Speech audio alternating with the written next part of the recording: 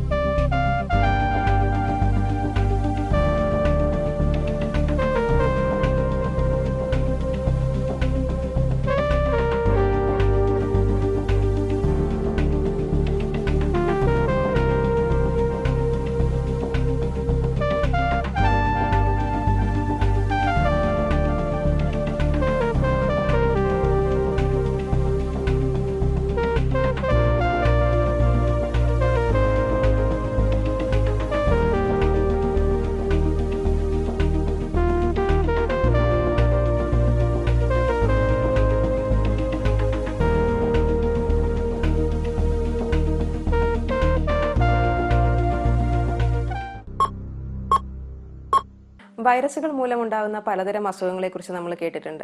ഇപ്പോൾ ഏറ്റവും ലേറ്റസ്റ്റ് ആയിട്ട് കോവിഡ്-19 നമ്മൾ നേരിട്ടുകൊണ്ടിരിക്കുകയാണ്. ഇതിനു മുന്നേ നിപ, എബോള ഇങ്ങനെയുള്ള പല വൈറസുകളെയും നമ്മൾ അതിജീവിച്ചിട്ടുമുണ്ട്. എന്തുകൊണ്ടായിരിക്കാം ഇങ്ങനെ വൈറസുകൾ മൂലമുള്ള അസുഖങ്ങൾ അടിക്കടി ഉണ്ടായിക്കൊണ്ടിരിക്കുന്നത്? ഈ അടുത്ത കാലത്ത് ഇപ്പം നമ്മൾ നിപ ആയാലും ഇപ്പം കോവിഡ് ആയാലും സംഭവിച്ചുകൊണ്ടിരിക്കുന്നത് നാച്ചുറൽ ഹാബിറ്റാറ്റ്സ് മനുഷ്യരുടെ ഒരു എക്സ്പ്ലോയിറ്റേഷൻ, അതായത് അവരുടെ ഹാബിറ്റാറ്റിലോട്ട് എൻറോച്ച് ചെയ്ത് കയറുകയാണ് മനുഷ്യർ. അപ്പം അങ്ങനെ വരുമ്പോൾ ഈ സാധാരണ വൈറസുകൾ മൃഗങ്ങളിലെ മാത്രം കണ്ടെത്തുന്ന ചില വൈറസുകൾ ഹ്യൂമൻസിലോട്ട് മനുഷ്യരിലോട്ട് ജമ്പ് ചെയ്യുകയാണത്. അപ്പോൾ ഇപ്പം നിപ്പ ബാറ്റിൽ നിന്ന് വവ്വാലിൽ നിന്നാണ്. ഈവൻ കോവിഡിൻ്റെ ഒറിജിനൽ റിസർവോയർ വവ്വാൽ അല്ലെങ്കിൽ സീബിയറ്റ് കാറ്റ്സ് ആണ് സയൻറ്റിസ്റ്റ് കരുതപ്പെടുന്നത്. പക്ഷെ ചൈനയിൽ സംഭവിച്ചത് പ്രൈമറി ആനിമലിൽ നിന്ന് വെറ്റ് ആനിമൽ, അതായത് സീ ഫുഡ് മാർക്കറ്റായിരുന്നു വുഹാൻ. അവിടെ ഏതോ സീ ഫുഡ് മാർക്കറ്റ് ഏതോ ഒരു കാർക്കാസ് അല്ലെങ്കിൽ ഒരു ആനിമലിൻ്റെ ശരീരത്തിൽ നിന്ന് ഹ്യൂമനിലോട്ട് ട്രാൻസ്മിറ്റ് ആയി എന്ന് കരുതപ്പെടുന്നു. അതാണ് ഒരു തിയറി. അപ്പോൾ പൊതുവെ മനുഷ്യവാസം എക്സ്പാൻഡ് ചെയ്യുന്നതിൻ്റെ ഫോൾ ഔട്ടാണ് ഇപ്പോൾ ഇങ്ങനെ ഇതുവരെ നമ്മൾ കേൾക്കാത്ത പല വൈറസുകളും ഇപ്പോൾ ഹ്യൂമൻസിൽ പതുക്കെ കോമൺ ആയി തുടങ്ങുന്നതിൻ്റെ പ്രധാന റീസൺ അതാണ്. ഒരു പരിധിവരെ നമുക്ക് തന്നെ തടയാവുന്നതായിരുന്നു. ഇൻ ദ സെൻസ് നമ്മൾ ആ നാച്ചുറൽ റിസർവോയേഴ്സ് എക്സ്പാൻഡ് ചെയ്യാണ്ടും എൻറോച്ച് ചെയ്യാണ്ടും ഒരു കോഷൻ. ഇപ്പം ജർമ്മനിയിലൊക്കെ എക്കണോമിക് എൻവയൺമെന്റൽ എഞ്ചിനീയറിംഗ് വളരെ ഇമ്പോർട്ടൻ്റ് ആണ്. അവിടെ ഒരു കെട്ടിടം നിർമ്മിക്കണമെങ്കിൽ തന്നെ ആ ഹാബിറ്റായിട്ട് ഡിസ്റ്റർബ് ചെയ്യാണ്ട് വേണം ഒരു കെട്ടിടം നിർമ്മിക്കാൻ. അപ്പം അങ്ങനെയുള്ള കാര്യങ്ങൾ ഇന്ത്യയിലെയും പതുക്കെ നമ്മൾ ഇനിയുള്ള നാളുകളിൽ പരിഗണിക്കേണ്ടി വരും. ഇനിയുള്ള കാലം കുറെ കൂടി ഒരു ശ്രദ്ധാപൂർവമുള്ള ഒരു ഡെഫിനറ്റ്ലി എന്തൊരു കൺസ്ട്രക്ഷൻ ആണെങ്കിലും നമ്മൾ എൻവയൺമെന്റൽ ഇമ്പാക്ട് കൂടി അസസ് ചെയ്തിട്ട് മാത്രമേ അങ്ങനെയുള്ള കൺസ്ട്രക്ഷൻ അല്ലെങ്കിൽ എക്സ്പാൻഷൻസ് പ്ലാൻ ചെയ്യാൻ പറ്റുള്ളൂ. കോവിഡ്-19 എന്ന വൈറസ് എങ്ങനെയാണ് ഇതിനു മുന്നേ വന്നു പോയിട്ടുള്ള നിപ, എബോള എന്നുള്ള വൈറസുകളിൽ നിന്ന് വ്യത്യസ്തമാകുന്നത്? ഇതിന്റെ ഡെത്ത് റേറ്റും സ്പ്രെഡും എല്ലാം വളരെ കൂടുതലാണെന്ന് നമ്മളിപ്പോൾ അറിഞ്ഞുകൊണ്ടിരിക്കുകയാണ്. ഇത് എങ്ങനെയാണ് കൂടുതൽ അപകടകാരിയായ ഒരു വൈറസായി മാറുന്നത്? നമുക്കറിയാം, ഇത് ഫസ്റ്റ് റിപ്പോർട്ടഡ് കേസ് ചൈനയിൽ നിന്ന് റിസോഴ്സസ് അല്ലെങ്കിൽ ഇൻഫർമേഷൻ നമുക്ക് വിശ്വസിക്കാം എങ്കിൽ അവിടെ ഒരു സീ ഫുഡ് മാർക്കറ്റിലെ ഏതോ ഒരു വിസിറ്റർ അല്ലെങ്കിൽ വെൻഡറിനാണ് ഇത് ആദ്യം വന്നത്. അതിൽ നിന്ന് അവർ ആദ്യമായിട്ട് ഒരു അൺനോൺ ന്യൂമോണിയ എന്ന് പറഞ്ഞിട്ടാണ് അവിടുത്തെ ഹുബൈ പ്രൊവിൻസിലെ ഡോക്ടേഴ്സ് ഇത് ആദ്യം എൻകൗണ്ടർ ചെയ്തത്. പക്ഷെ അതിനുശേഷം ഇതൊരു പുതിയ സംഭവമായതുകൊണ്ട് അവരതൊരു നോർമൽ ന്യൂമോണിയ പോലെ ട്രീറ്റ് ചെയ്യുകയും പിന്നീടാണ് 2 ആഴ്ച കഴിഞ്ഞ് സീനിയർ ഡോക്ടേഴ്സ് നോക്കിയപ്പോൾ അതേ ക്ലസ്റ്ററിലുള്ള രോഗം അവിടെ സ്പ്രെഡ് ആവാൻ തുടങ്ങിയതും അവരുടെ സയൻറ്റിസ്റ്റിന് അവർ ആ സാമ്പിൾസ് എടുത്തിട്ട് റിസർച്ച് ചെയ്യാൻ കൊടുക്കുകയും ചെയ്തത്. ജനുവരി മാസമാണ് ആദ്യത്തെ ജീനോം അവരത് സീക്വൻസ് ചെയ്ത് ചൈന അത് WHO ഉൾപ്പെടെ വേൾഡ് വൈഡ് എല്ലാ ലാബ്സിലും ഷെയർ ചെയ്തു ആ ജീനോമിക് സീക്വൻസ്. ഇപ്പോൾ വേൾഡ് വൈഡ് സയൻറ്റിസ്റ്റിന് അത് മനസ്സിലായ ഒരു കൊറോണ വൈറസ് ആണ് മൈക്രോ ഓർഗാനിസം.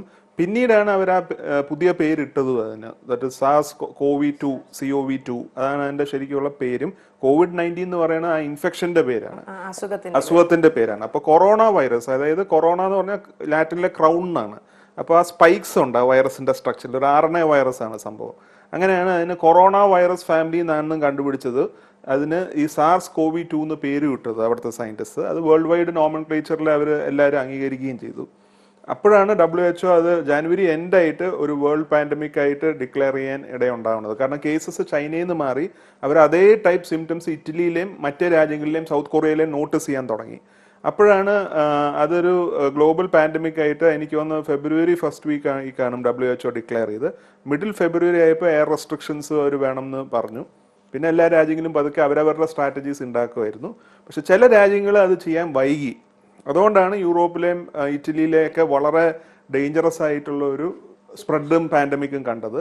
പിന്നെ വൈറസിന്റെ ഇൻഫെക്റ്റിവിറ്റിനെ കുറിച്ച് പറയുകയാണെങ്കിൽ ആക്ച്വലി ഈ കോവിഡിനേക്കാളും കുറച്ചുകൂടെ ഡേഞ്ചറസ് വൈറസ് ആണ് നിപ്പയും എബോളയും. അതിലെ ഫെറ്റാലിറ്റി റേറ്റ് കൂടുതലാണ് ആക്ച്വലി. പക്ഷെ അതിനൊന്നും R0 എന്ന് പറഞ്ഞൊരു സംഖ്യയുണ്ട് സ്റ്റാറ്റിസ്റ്റിക്സിൽ. വൈറസിന്റെ റെപ്ലിക്കേഷൻ റേറ്റ് ആണ് R0.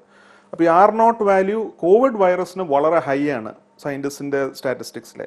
അതുകൊണ്ട് അത് ഹൈലി ഇൻഫെക്റ്റീവ് ആണ്. നമ്മളൊരു കോവിഡ് പേഷ്യൻ്റ് ആയിട്ട് ജസ്റ്റ് ഒരു ലെറ്റ്സ് സേ 10 മിനിറ്റ്സ് എക്സ്പോഷർ മതി നമുക്കും കിട്ടാൻ. അതാണ് പെട്ടെന്ന് പകരും. ഈയിടെ ഒരു പേഷ്യന്റ് ഗൾഫിൽ നിന്ന് വന്നു. അയാൾ ബാക്ക് സീറ്റിൽ ഇരിക്കുകയും ടാക്സി ഡ്രൈവർ മുമ്പിലായിരുന്നു. ആക്ച്വലി അങ്ങനെ വലിയ കോൺടാക്ട് ഒന്നും ഉണ്ടായില്ല. എന്നിട്ട് പിന്നീട് ആ ടാക്സി ഡ്രൈവർ ഇൻഫെക്റ്റഡ് ആയെന്നാണ് പിന്നീടുള്ള സർവൈലൻസിൽ ഇവിടുത്തെ കേരളത്തിലെ അത് സ്പ്രെഡ് ആണ്. അതുകൊണ്ടാണ് അവർ പറഞ്ഞത് AC പോലും നമ്മളിപ്പം ഇതിൽ നിന്ന് ലോക്ക്ഡൌണിൽ നിന്ന് എമർജ് ചെയ്യുമ്പോൾ അധികം AC സഞ്ചരിക്കരുത്. ഇനി AC ഇട്ടാൽ തന്നെ റീസർക്കുലേഷൻ മോഡ് ഇടരുതെന്ന് നമ്മളുടെ ഹെൽത്ത് ഡയറക്ഷനിലെ ഫ്യൂച്ചറിലെ ഇത് നിർദ്ദേശങ്ങൾ വരും.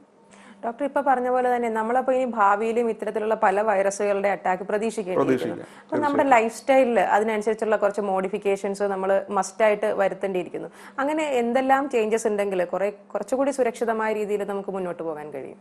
ലോക്ക്ഡൌണിൽ നിന്ന് സ്റ്റാഗേർഡ് എക്സിറ്റ് ആണ് പ്ലാൻ ചെയ്യുന്നത്. ഒരു ടോട്ടൽ എക്സിറ്റ് നമുക്ക് ഒരിക്കലും ഇനി ചിന്തിക്കാൻ പറ്റൂല. Pre Covid and post Covid എന്നും പറഞ്ഞൊരു ഇറ തന്നെ എല്ലാ വേൾഡ് ലീഡേഴ്സും പറയുന്നുണ്ട്.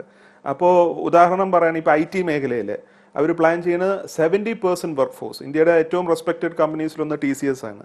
അപ്പോൾ അവർ പോലും പ്ലാൻ ചെയ്യുന്ന 70% ആൾക്കാർ ഇനി വീട്ടിൽ നിന്ന് വർക്ക് ചെയ്താൽ മതി. കാരണം IT സർവീസ് ചെയ്യണമെങ്കിൽ ആക്ച്വലി ഒരു നല്ല ഇന്റർനെറ്റ് കണക്ഷനും കമ്പ്യൂട്ടറും മതി. അവർ ഓഫീസിൽ ഫിസിക്കലി വരണം എന്നില്ല.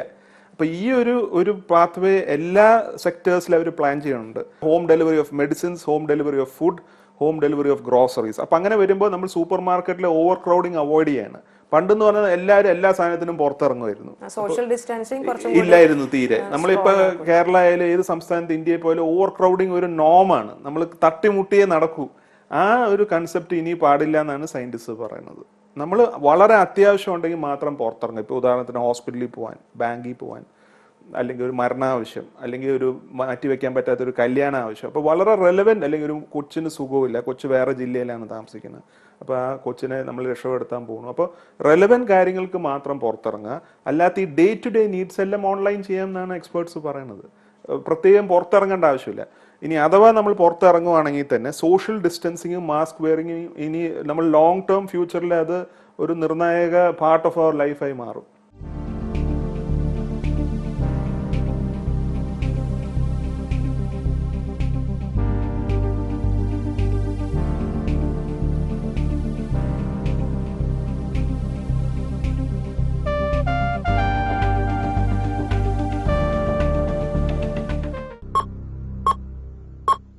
പണ്ട് സാർസും മെർസും വിയറ്റ്നാമിലെയും സൗത്ത് ഈസ്റ്റ് ഏഷ്യൻ നേഷൻസിൽ ഉണ്ടായിരുന്നപ്പോൾ പിന്നീട് അവരെപ്പോഴും മാസ്ക് വെയർ ചെയ്തിട്ട് പുറത്തിറങ്ങുള്ളൂ കുറേ വർഷത്തേക്ക്. പണ്ടൊക്കെ നമ്മളത് കളിയാക്കി, ഇവരെന്തിനാണ് ഏത് നേരം മാസ്ക്, ഇവരുടെ മുഖം കാണാൻ പറ്റില്ല. പക്ഷേ that is now A reality in India, Europe and even America. ശീലങ്ങൾ മാറി. നമ്മൾ അതേ സൗത്ത് ഈസ്റ്റ് ഏഷ്യൻ നേഷൻസ് ചെയ്ത് അതേ ഒരു ട്രെയ്റ്റ് നമ്മളും ഇനി ഫോളോ ചെയ്യേണ്ടിയിരിക്കുന്നു ഇനിയുള്ള മാസങ്ങളിൽ. കാരണം ഈ virus is here to stay. അപ്പോൾ പുതിയ തിയറി എന്താണെന്ന് വെച്ചാൽ let us live with the virus. നമുക്ക് വൈറസിനെ ഇറാഡിക്കേറ്റ് ചെയ്യണമെങ്കിൽ അത് കുറച്ച് ടൈം എടുക്കും, വാക്സിൻസ് വന്നം, മരുന്ന് വന്നം, പക്ഷെ അതൊക്കെ കുറേ സമയം എടുക്കും. അപ്പോൾ അതുവരെ നമ്മൾ സ്വയം ഇൻഫെക്റ്റഡ് ആവാതിരിക്കാൻ ഇപ്പം നമ്മൾ ഗവൺമെൻറ് ഡയറക്റ്റീവ്സ് ഫോളോ ചെയ്യുക. Social distancing and mask wearing and hand washing. ഇതാണ് 3 important facets to it. COVID-19 വേണ്ടിയുള്ള വാക്സിനേഷനെ കുറിച്ച് പല പഠനങ്ങൾ നടക്കുന്നുണ്ട്, ധാരാളം വാർത്തകളെല്ലാം നമ്മൾ ഡെയിലി കാണുന്നുമുണ്ട്. ഈ വാക്സിനേഷനെ കുറിച്ചുള്ള റിസർച്ച് എത്രത്തോളം എത്തിയിട്ടുണ്ട്? നമുക്ക് എന്നൊരു വാക്സിനേഷൻ പ്രതീക്ഷിക്കാനാവും? ബേസിക്കലി രാജ്യങ്ങളിൽ പലരും ഒരു റേസിലാണ്. കാരണം എല്ലാ രാജ്യത്തും അതായത് വേൾഡ് ലീഡേഴ്സ് സയന്റിസ്റ്റിന് യൂഷ്വലി ഒരു വാക്സിൻ അപ്രൂവ് ചെയ്യണമെങ്കിൽ 3, 4, 5 കൊല്ലം വരെ എടുക്കും. പക്ഷെ ഇവിടെ ഈ രോഗത്തിന്റെ സിവിയറിറ്റി കാരണം എല്ലാ ലീഡേഴ്സും സയന്റിസ്റ്റിനോട് അത് ഫാസ്റ്റ് ട്രാക്ക് ചെയ്യാൻ പറഞ്ഞിരിക്കുക. അതിന് $millions ഗ്രാൻഡും കൊടുത്തിട്ടുണ്ട് WHO-യും എല്ലാ മെയിൻ ലീഡേഴ്സും ഇൻക്ലൂഡിങ് ഇന്ത്യക്കും. അപ്പോൾ China, India, UK, Europe, Italy, USA, Israel, Germany ഇവരൊക്കെയാണ് ഫോർഫ്രണ്ട് ഇപ്പോൾ വാക്സിൻ ഡെവലപ്മെൻറ്റിൽ. അതിൽ ഏറ്റവും പ്രോമിസിംഗ് ആയിട്ട് ഒരു വാക്സിൻ ഡെവലപ്പ് ചെയ്യുന്ന ഓക്സ്ഫോർഡ് യൂണിവേഴ്സിറ്റിയിൽ അവർ പാർട്ട്ണർഷിപ്സ് പലരും ഉണ്ട്. അതിൽ നമ്മുടെ ഇന്ത്യയുടെ സെറം ഇൻസ്റ്റിറ്റ്യൂട്ട് ഓഫ് ഇന്ത്യയുണ്ട്. ഒരു mRNA വാക്സിനാണ് അവർ ടാർഗറ്റ് ചെയ്തിരിക്കുന്നത്. അത് phase 1 ട്രയൽസ് കഴിഞ്ഞ് ഇനി phase 2 ക്ലിനിക്കൽ ട്രയൽസിൽ പോവുക. പൊതുവേ ഒരു വാക്സിൻ അപ്രൂവ് ചെയ്യണമെങ്കിൽ phase 3 കൂടി കഴിയണം. അപ്പോൾ ഇവരിപ്പോൾ പല പ്രോമിസിങ് വാക്സിൻസ്, ഇപ്പോൾ ഞാൻ ഈ പറഞ്ഞ ഓക്സ്ഫോർഡ് യൂണിവേഴ്സിറ്റിയുടെ mRNA വാക്സിൻ ഒരു phase 2 ഘട്ടത്തിലാണ്. അത് സക്സസ് ആയി phase 3 കൂടി അവർക്ക് ആ സക്സസ് റെപ്ലിക്കേറ്റ് ചെയ്യാൻ പറ്റിയ ഒരു മാസ് പ്രൊഡക്ഷൻ ഓഫ് വാക്സിൻസ് ഒരു സെപ്റ്റംബർ ഒക്ടോബർ മന്തിലാണ് റിയലിസ്റ്റിക് ആയി ഇപ്പം ഒരു എക്സ്പെക്ടേഷൻ. ഈ ഓക്സ്ഫോർഡ് ഗ്രൂപ്പ് കൂടാണ്ട് ഇസ്രായേൽ, അതുപോലെ ചൈനയിലെ പേര് പറയാനില്ല, പക്ഷേ അവരുടെ ഒരു ലാബ്, വളരെ റെപ്യൂട്ടഡ് ലാബ്, അതുപോലെ Pfizer company, American Pfizer company in association with the German partners, ഇവരെല്ലാം ഇൻഡ്യൂസ് ചെയ്തിരിക്കുന്ന വാക്സിൻ എന്ന് പറഞ്ഞാൽ ഒരു mRNA ഫ്രാഗ്മെന്റ് കൊറോണയുടെ ഒരു വീക്കൻഡ് വേർഷൻ ബോഡിയിൽ ഇഞ്ചെക്ട് ചെയ്തിട്ട് ബോഡീനെ ട്രിക്ക് ചെയ്യാണ് ഇമ്മ്യൂൺ റെസ്പോൺസ് എതിരെ കൊണ്ടുവരാൻ. അപ്പോൾ ആ കോവിഡ് ചില വാക്സിൻ്റെ അകത്ത് ഒരു ഇന്നാക്ടിവേറ്റഡ് കോവിഡ് വൈറസ് പാർട്ടിക്കിളാണ് ഇൻട്രൊഡ്യൂസ് ചെയ്യുന്നത്. ചിലതിൻ്റെ അകത്ത് അവർ വൈറസ് കോവിഡിൻ്റെയും ഒരു വേറെ കോമൺ കോൾഡ് വൈറസ് മിക്സ് ചെയ്തിട്ടുള്ള ഒരു അപ്രോച്ചാണ്. ചില രാജ്യങ്ങൾ അഡോപ്റ്റ് ചെയ്തിരിക്കുന്ന DNA അപ്രോച്ചാണ്. അപ്പോൾ അതും ഈ പറഞ്ഞ മാതിരി phase 2 ട്രയൽസിലാണ്. അത് മൈസിലൊക്കെ നല്ല സക്സസ് കണ്ടിട്ടുണ്ട്. അതായത് വൈറസിന് ആദ്യം നമ്മൾ വാക്സിൻ രൂപേണ മൈസിൽ ഇഞ്ചെക്ട് ചെയ്തിട്ട് ആൻറ്റിബോഡീസ് ഫോം ചെയ്യുന്നുണ്ടോ എന്ന് നോക്കും. അപ്പോൾ അത് 2 സബ്ജക്ട്സ് ആയിട്ട് സ്പ്ലിറ്റ് ചെയ്തിട്ട് ആൻറ്റിബോഡീസ് ഫോം ചെയ്യുന്ന വൈറസിനെ പിന്നീട് കൊറോണ ആക്റ്റീവ് വൈറസിലോ എക്സ്പോസ് ചെയ്യുമ്പോൾ അവർക്ക് ഇൻഫെക്ഷൻ വന്നില്ല. അപ്പോൾ ഈ സെയിം മോഡൽ ഹ്യൂമൻസിലെ കൂടി സക്സസ് ആയ അവർക്ക് തീർച്ചയായിട്ടും നമുക്ക് പ്രതീക്ഷയ്ക്ക് വകയുണ്ട്. പക്ഷെ അതൊരു സെപ്റ്റംബർ ഒക്ടോബർ ആവും. അപ്പോൾ കുറച്ച് മാസങ്ങൾക്കുള്ളിൽ നമുക്കൊരു ആശ്വാസകരമായ വാർത്ത വരുമെന്ന് പ്രതീക്ഷിക്കുന്നു. പക്ഷെ സാർ, ഈ ആന്റിബോഡീസ് ഫോം ചെയ്യുന്ന കാര്യം പറഞ്ഞപ്പോഴാണ് ഓർത്തത്, ഈ അസുഖം ഒരിക്കൽ വന്നു കഴിയുമ്പോൾ നമ്മുടെ ശരീരത്തിൽ ഒരു ആന്റിബോഡി ഡെവലപ്പ് ആവണമല്ലോ. പക്ഷേ ഈ അസുഖം ഒന്ന് വന്ന് പോയി ട്രീറ്റ് ചെയ്ത് മാറിയവർക്കും വീണ്ടും വരുന്നുണ്ട്. അപ്പോൾ ശരീരത്തിൽ ഒരു ആന്റിബോഡി ക്രിയേറ്റ് ആയിട്ടും എന്തുകൊണ്ടാണ് വീണ്ടും ഈ കോവിഡ് അവർക്ക് രണ്ടാമതും വരാൻ കാരണം എന്താന്ന് വെച്ചാൽ മായ, ഇതൊരു പുതിയ രോഗമാണ്. ഇപ്പം നമ്മൾ let us take common called. ലോകത്തിലെ അനേകം പേർക്ക്, നമുക്ക് എല്ലാവർക്കും കോമൺ കോൾഡ് ഒരു വർഷം 3 തവണയെങ്കിലും ഇൻഫെക്റ്റഡ് ആവണം ഒരു മനുഷ്യരും ഇല്ല ലോകത്ത്, എല്ലാ കൊല്ലവും റിപ്പീറ്റഡ് പാറ്റേൺ. പക്ഷെ കോമൺ കോൾഡിന്റെ ഗുണം പേഷ്യന്റ് യൂഷ്വലി തന്നെത്താൻ റിക്കവർ ചെയ്യാറാണ് പതിവ്. ചില പേഷ്യന്റിന് മാക്സിമം ഒരു അസിത്രോമൈസിനോ അല്ലെങ്കിൽ ഒരു ഓഗ്മെന്റും കൊടുക്കേണ്ടി വന്നേക്കാം. പക്ഷെ ബൾക്ക് ഓഫ് ദ പേഷ്യൻസും വെറും പാരസിറ്റമോളും ഫ്ലൂയിഡ്സും റെസ്റ്റും വെച്ചിട്ടാണ് റിക്കവർ ചെയ്യുന്നത്, അതും 3 to 4 ഡേയ്സിനുള്ളിൽ.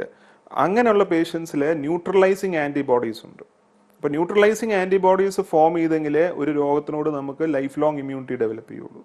ഉദാഹരണത്തിന് ഇപ്പോൾ നമുക്ക് ചിക്കൻ ബോക്സ് വന്നു കഴിഞ്ഞാൽ പിന്നെ യൂഷ്വലി വരാറില്ല. എന്തുകൊണ്ടാണെന്ന് വെച്ചാൽ ചിക്കൻ ബോക്സ് സെഞ്ചുറീസ് ആയിട്ട് ലോകത്തുണ്ട്. അപ്പോൾ ചിക്കൻ ബോക്സ് വന്ന ഒരാൾക്ക് ഓട്ടോമാറ്റിക്കലി ന്യൂട്രലൈസിങ് ആൻറ്റിബോഡീസ് ഫോം ചെയ്യും. പക്ഷെ കോവിഡ് ഇൻഫെക്ട് ചെയ്യുന്ന പേഷ്യൻസിന് യൂഷ്വലി ന്യൂട്രലൈസിങ് ആൻറ്റിബോഡീസ് ഫോം ചെയ്യുന്ന ഒരു duration of illness in the world ആയിട്ടില്ല. അങ്ങനെ ഉള്ളപ്പോഴാണ് ചില പേഷ്യൻസിന് ഇൻഫെക്റ്റഡ് ആയി ചിലപ്പോൾ ആദ്യത്തെ 1-2 മാസം അല്ലെങ്കിൽ 3 മാസം പ്രൊട്ടക്റ്റഡ് ആയിരിക്കും. പക്ഷേ റീആക്ടിവേഷൻ ഓഫ് ഇൻഫെക്ഷൻ ചില പേഷ്യൻസ്, അതും ഓൾറെഡി ഇമ്മ്യൂണോ കോംപ്രമൈസ്ഡ് ആയിട്ടുള്ള പേഷ്യന്റിലെ ചിലപ്പോൾ 3-4ാമത്തെ മാസം കണ്ട 1-2 ഇൻസ്റ്റൻസസ് ഇപ്പോൾ ഉണ്ട്, റിപ്പോർട്ട് ചെയ്തിട്ടുണ്ട്. അതിന്റെ റീസൺ ഈ ലാക്ക് ഓഫ് ന്യൂട്രലൈസിങ് ആന്റിബോഡീസ് കാരണമാണ്. അതുകൊണ്ടാണ് സയന്റിസ്റ്റ് പറയുന്നത് ഈ രോഗം നമ്മൾ ഇപ്പോൾ തൽക്കാലം ലൈറ്റായി എടുക്കരുത്. നമ്മൾ പേഷ്യന്റിനെ ഡിസ്ചാർജ് ചെയ്താലും ആ പേഷ്യന്റ് നിരീക്ഷണത്തിൽ അല്ലെങ്കിൽ ഒരു കൺട്രിയുടെ ഹെൽത്ത് സർവൈലൻസ് സിസ്റ്റത്തിലായിരിക്കണം. ഇപ്പോൾ തൈവാനിലും സൗത്ത് കൊറിയയിലും അവർ ചെയ്തിരിക്കുന്നത് ഇങ്ങനെയുള്ള പേഷ്യൻസിനെ അവർ ജിയോ ടാഗ് ചെയ്ത് വെച്ചിരിക്കുക. അപ്പോൾ അവർക്ക് 3 months കഴിഞ്ഞ് പിന്നെയും ഫീവർ സ്പൈക്ക് ഉണ്ടെങ്കിൽ അവരുടെ ഹെൽത്ത് ഡിപ്പാർട്ട്മെന്റിലെ കമ്പ്യൂട്ടറിൽ അപ്പം ബ്ലിങ്ക് ചെയ്യും. അങ്ങനെയുള്ള പേഷ്യന്റിനെ പിന്നെയും അവർ ഒബ്സർവ് ചെയ്യും 2 weeks. അപ്പോൾ അത് ഇന്ത്യയിലും ചിലപ്പം നമ്പർ ഓഫ് കേസ് കൂടുകയാണെങ്കിൽ അല്ലെങ്കിൽ ഇൻഫെക്റ്റഡ് കേസസ് റിക്കവർ ചെയ്തിട്ട് പിന്നെയും ഇൻഫെക്റ്റഡ് ആവുകയാണെങ്കിൽ ചെയ്യേണ്ടി വരും. ഒരു കൃത്യമായ ഫോളോ അപ്പ് വേണ്ടി വരും. എക്സാക്ട്ലി. അതിനാണ് ഗവൺമെന്റ് കിറ്റ്സിന് ഇമ്പോർട്ട് ചെയ്യണത്. റാപ്പിഡ് ആന്റിബോഡി കിറ്റ്സ് ഇമ്പോർട്ട് ചെയ്യണത് ഇന്ത്യയിലെ സർവൈലൻസ് ചെയ്യാനാണ്. കോവിഡ് ഉള്ള സംസ്ഥാനങ്ങളിലെ എത്ര പേർക്ക് അതുണ്ട്, എത്ര പേർ ക്യൂറായി, എത്ര പേര് അത് വീണ്ടും റീഇൻഫെക്റ്റഡ് ആവണം, ഇതൊക്കെ അറിയാനാണ് ഗവൺമെന്റ് ഇനി നെക്സ്റ്റ് ഫേസ് സർവൈലൻസ് പ്ലാൻ ചെയ്തത്. അതുപോലെ സാർ, ഈ റാപ്പിഡ് ആന്റിബോഡി ടെസ്റ്റിനെ കുറിച്ചും ഒരുപാട് തർക്കങ്ങൾ നടക്കുന്നുണ്ട്. അത് ശരിയാണെന്നും ശരിയല്ലെന്നും ഒക്കെ വരുന്നുണ്ട്. അത് എന്താണ് റാപ്പിഡ് ആന്റിബോഡി ടെസ്റ്റ് എന്നുള്ളതൊന്ന് വിശദീകരിക്കും. വളരെ സിമ്പിൾ ആണ് മായ. ഇപ്പം ഗൾഫിൽ നിന്ന് ഇപ്പോൾ ഒരുപാട് മലയാളികൾ ഇപ്പോൾ തിരിച്ചു വന്നു, മറ്റ് സംസ്ഥാനങ്ങളിൽ നിന്ന് മലയാളികൾ തിരിച്ചു വന്നു. എല്ലാവരെയും ഈ RT-PCR സ്വാബ് ടെസ്റ്റ് ചെയ്യാൻ പറ്റുമെന്ന് വെച്ചാൽ അത് പ്രാക്ടിക്കൽ അല്ല. It is first of all expensive, cumbersome. എടുക്കുന്ന നേഴ്സായാലും ഡോക്ടറിനായാലും ഫുൾ കിറ്റ് ഇട്ടിട്ട് വേണം അത് എടുക്കാൻ.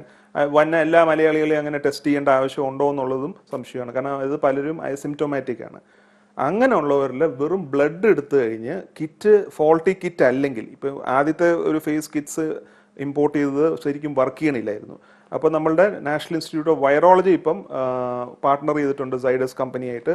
ആ കിറ്റ് ഇപ്പം ശരിക്കും വർക്ക് ചെയ്യുന്നുണ്ടെന്ന് പറയുന്നത്, നല്ല സെൻസിറ്റിവിറ്റി ഉണ്ട്. അപ്പോൾ അങ്ങനെ വർക്ക് ചെയ്യാൻ ഒരു കിറ്റ് വെച്ച് ബ്ലഡ് സാമ്പിൾ മാത്രം ടെസ്റ്റ് ചെയ്താൽ ഒരു പേഷ്യൻ്റെ അകത്ത് കോവിഡ് IgM ആൻറ്റിബോഡീസ് റാപ്പിഡായിട്ട് ഡിറ്റക്ട് ചെയ്യാൻ പറ്റും. അപ്പോൾ IgM ആൻറ്റിബോഡി ഡിറ്റക്ട് ബ്ലഡിലുണ്ടെങ്കിൽ അങ്ങനെയുള്ള patient might have been expose to the infection, അവർ ചിലപ്പോൾ റിക്കവർ ചെയ്തായിരിക്കും അതിൽ നിന്ന്. അങ്ങനെയുള്ള പേഷ്യൻസിന് മാത്രം മതി ഇനി സ്വാബ്, അതായത് ആൻറ്റിബോഡി പോസിറ്റീവ് ആയിട്ടുള്ള പേഷ്യൻസിന് മാത്രം സ്വാബ് മതി എന്നാണ് ഇപ്പോൾ ഗവൺമെൻറ് ഓഫ് ഇന്ത്യ എടുത്തിരിക്കുന്ന തീരുമാനം. അപ്പോൾ അത് കുറച്ചുകൂടെ സക്സസ് ആവണമെങ്കിൽ വർക്ക് ചെയ്യുന്ന കിറ്റ്സ് എല്ലാ സംസ്ഥാനത്തിനും കറക്റ്റായി കിട്ടുകയും വേണം. കിറ്റുകളുടെ ഒരു ഷോർട്ടേജ് ഉണ്ട്. പിന്നെ ഏറ്റവും ടെസ്റ്റ് ചെയ്യേണ്ട ആക്ച്വലി ഹെൽത്ത് കെയർ വർക്കേഴ്സിനെയാണ്, അതായത് എക്സ്പോസ് ചെയ്ത ഡോക്ടേഴ്സും നഴ്സസും. ഇപ്പോൾ ഫസ്റ്റ് ഫേസ് അതും, സെക്കൻഡ് ഫേസിലെ ജനറൽ പോപ്പുലേഷനും. ഇങ്ങനെയാണ് ഗവൺമെൻറ് ഇപ്പോൾ പ്ലാൻ ചെയ്തിരിക്കുന്നത്.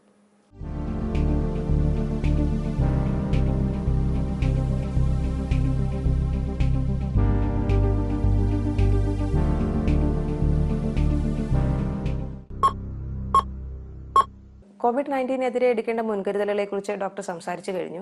എന്നാൽ ഇപ്പോൾ ചികിത്സയിൽ ഇരിക്കുന്ന രോഗികൾ, കീമോതെറാപ്പി, ഡയാലിസിസ് ഇതുപോലെയുള്ള പ്രൊസീജിയറുകൾക്ക് വിധേയരാകുന്നവർ എന്തെല്ലാം പ്രിക്കോഷൻസ് ആണ് കൂടുതലായിട്ട് സാധാരണ ജനങ്ങളെ അപേക്ഷിച്ച് ഇവരെടുക്കേണ്ട മുൻകരുതലുകൾ എന്തൊക്കെയാണ്? വളരെ ഇമ്പോർട്ടൻറ്റ് ക്വസ്റ്റ്യനാണ് മായ ചോദിച്ചത്.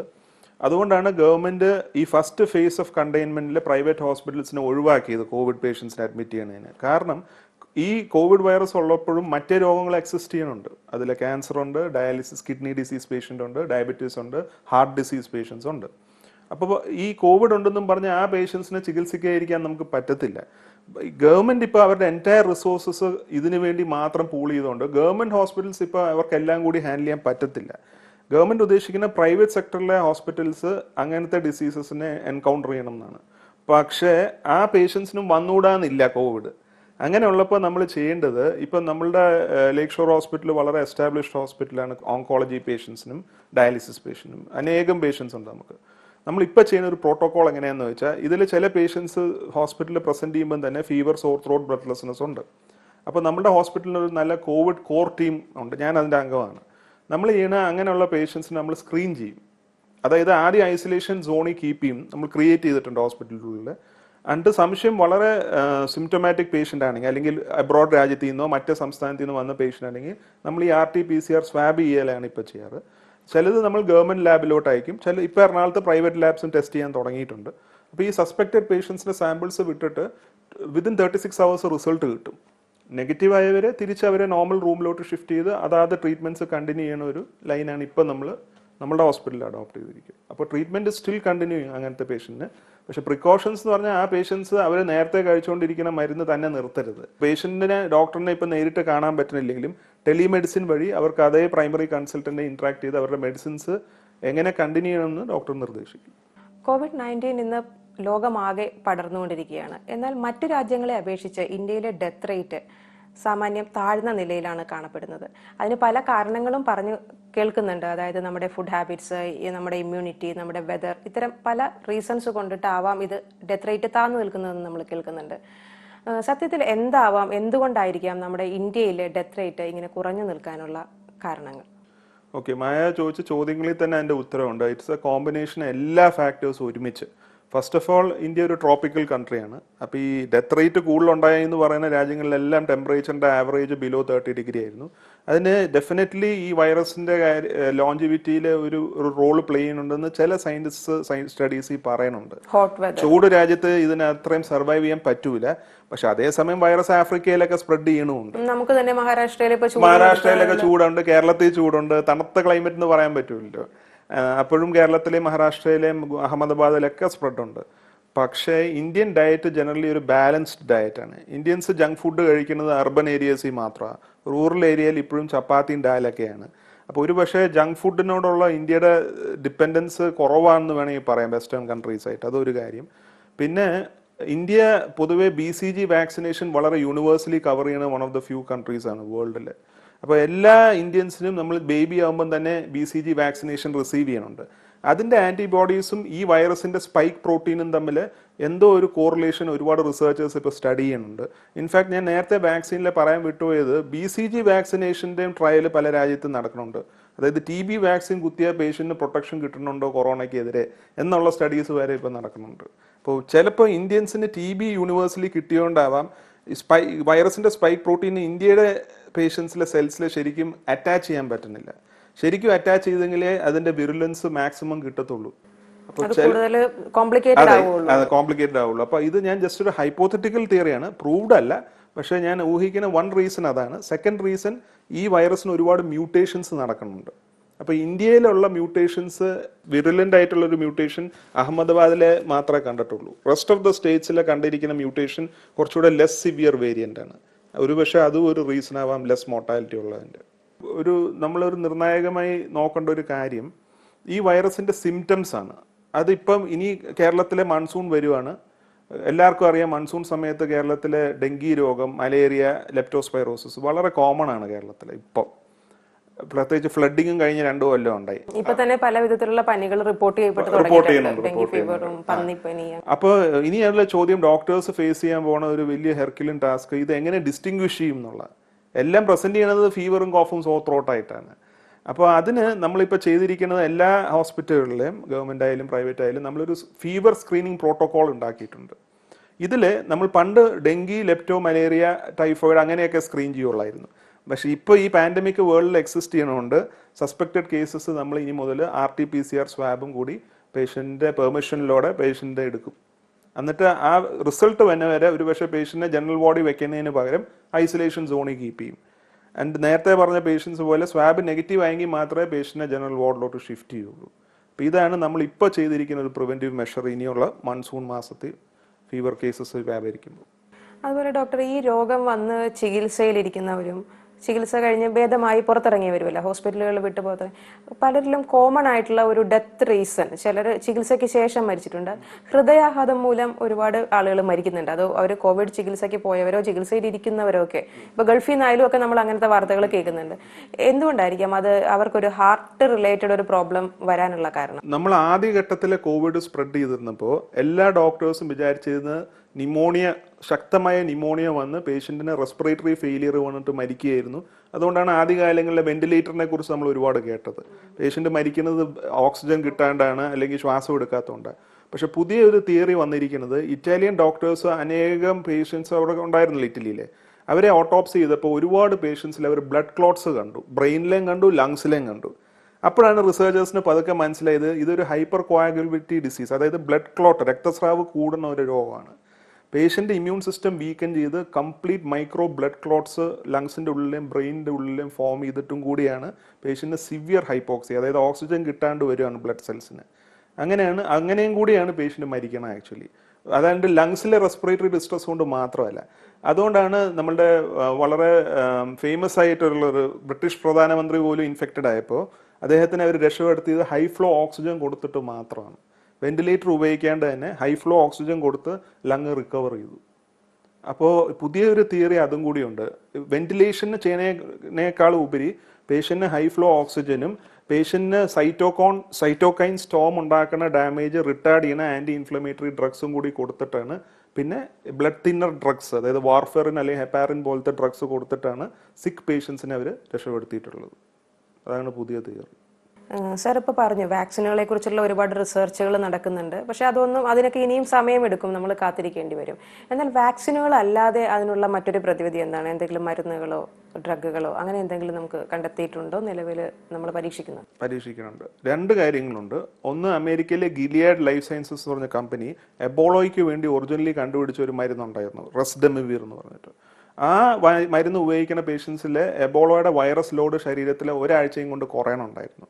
അത് ഇപ്പോൾ ട്രയല് COVID-19 പേഷ്യൻസിലെ പല രാജ്യത്തും ചെയ്തിട്ട് നല്ല റിസൾട്ട്സ് കാണുന്നുണ്ട്. വൈറൽ ലോഡ് കുറയ്ക്കുമ്പോൾ അത്രയും സൈഡ് ഇഫക്ട്സ് ഈ വൈറസ് ഉണ്ടാക്കുന്നത് കുറയണുണ്ട്. പേഷ്യൻറ്റിനെ വെന്റിലേറ്ററിലോ അല്ലെങ്കിൽ ബ്രീത്തിങ് ഡിഫിക്കൽട്ടിയിലോട്ട് അത് നയിക്കാണ്ട് പ്രിവെൻറ്റ് ചെയ്യുന്നുണ്ട് അത്. അപ്പോൾ അത് ഫാസ്റ്റ് ട്രാക്ക് ചെയ്ത് phase 3 ട്രയൽസിലാക്കി പല രാജ്യത്തും ലൈസൻസ് കൊടുക്കാൻ സയൻറ്റിസ്റ്റ് ശ്രമിക്കുന്നുണ്ട്, മാസ് മാനുഫാക്ചർ ചെയ്യാൻ. ഡ്രഗിൻ്റെ പേര് റെസ്ഡെമിവിർ എന്നാണ്. ആൻഡ് കൺക്ലൂഡ് ചെയ്യാൻ ഒരു കാര്യം കൂടി ഉള്ളത്, പല പേഷ്യൻസും മരിക്കാനിരുന്ന പേഷ്യൻസിന് എക്സ്പെരിമെൻ്റലി അവർ പ്ലാസ്മ തെറാപ്പി, അതായത് കോവിഡ് ബാധിച്ച പേഷ്യൻറ്റിൽ നിന്ന് അവർ പ്ലാസ്മ ഡൊണേറ്റ് ചെയ്തിട്ട് സിക്കായ ഒരു പേഷ്യൻറ്റിൽ അത് ട്രാൻസ്ഫ്യൂസ് ചെയ്യുമ്പോൾ സിക്കായിക്കൊണ്ടിരിക്കുന്ന പേഷ്യൻറ്റിൻ്റെ സിംറ്റംസ് റിവേഴ്സ് ചെയ്യുന്നത് കണ്ടിട്ടുണ്ട്. അതായത് ഈ കോവിഡിൽ നിന്ന് റിക്കവർ ചെയ്ത ഒരാളുടെ ഒരു പ്ലാസ്മ സിക്കായിട്ടുള്ള ഒരാളിലേക്ക് ട്രാൻസ്ഫ്യൂസ് ചെയ്യുമ്പോൾ ആ പ്ലാസ്മയിനകത്ത് ആന്റിബോഡീസ് ഉണ്ട്. ആ ആന്റിബോഡീസ് വൈറസിനെ ഫൈറ്റ് ചെയ്യാൻ ഹെൽപ്പ് ചെയ്യുന്നുണ്ട്. ഇപ്പോൾ അഹമ്മദാബാദ്, ജയ്പൂർ, കൊച്ചി, ഡൽഹിയിലെ ചില സെലക്റ്റഡ് കേസസിലെ പ്ലാസ്മ തെറാപ്പിയിൽ ഉപയോഗിച്ചിട്ട് വിതിൻ 3 days വെന്റിലേറ്ററിൽ അവരെ മാറ്റാൻ പറ്റിയിട്ടുണ്ട്. ഇല്ലായിരുന്നെങ്കിൽ മരിച്ചു പോകേണ്ട പേഷ്യൻസ് ആയിരുന്നു. ഇപ്പോൾ പ്ലാസ്മ തെറാപ്പിക്ക് ICMR ചില സെലക്ട് ഹോസ്പിറ്റൽസ് ഇന്ത്യയിലെ ലൈസൻസ് കൊടുത്തിട്ടുണ്ട്.